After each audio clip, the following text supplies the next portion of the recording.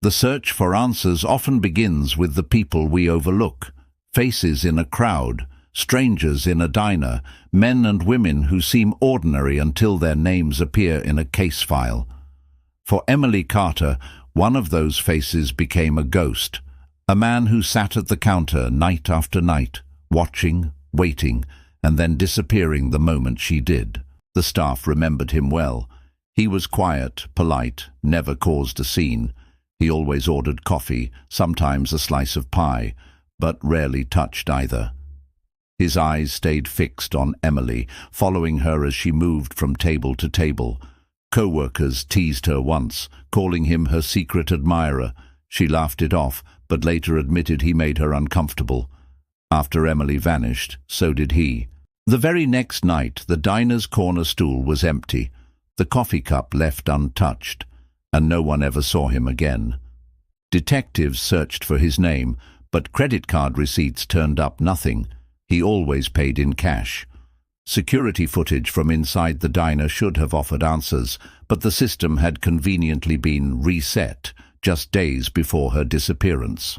The timing was either coincidence or something far darker. Descriptions of him varied. Some remembered a man in his 30s, clean-shaven, wearing a dark jacket.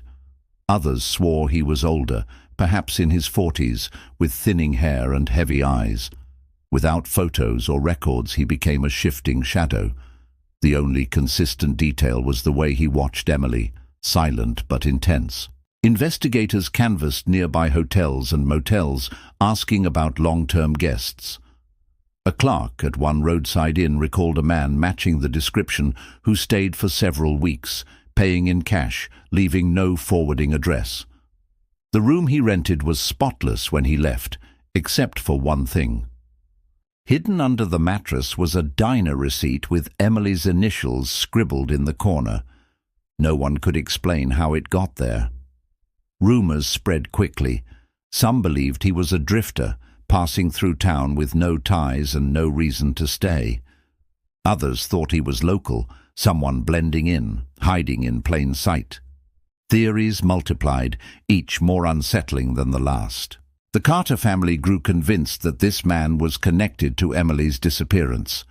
They pressed investigators to dig deeper, but without a name or a clear description, the trail grew cold.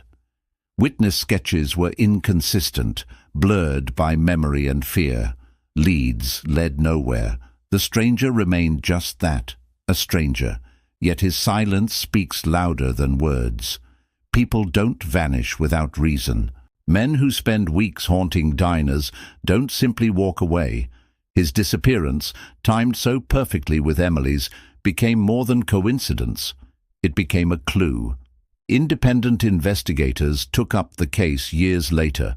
Some traced similar accounts in nearby towns, women who recalled being watched in diners, in shops, in libraries. Each time, the man would linger, never speaking, always observing. And each time, when a woman went missing, so did he. If true, it suggested a pattern stretching far beyond one town and one case. A pattern of obsession, stalking, and vanishing trails.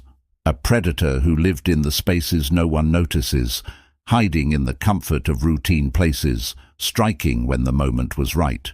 The diner stranger is a question mark carved into the heart of this case. Without a name, without a face, he remains both everywhere and nowhere. But for Emily Carter's family, the silence around him feels deliberate. To them, he isn't just a ghost from the past. He is the shadow still holding the answers to what happened that night. This was The Vanishing at Midnight, Episode 3. In Episode 4, we follow the trail of inconsistencies in the investigation itself, evidence that should have closed the case, but instead slipped through the cracks.